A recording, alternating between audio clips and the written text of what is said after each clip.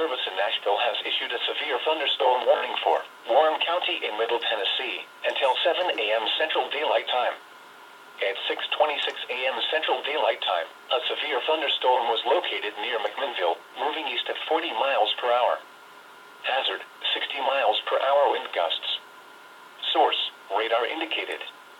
Impact, expect damage to roofs, siding, and trees.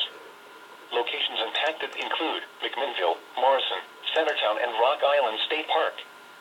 For your protection, move to an interior room on the lowest floor of a building.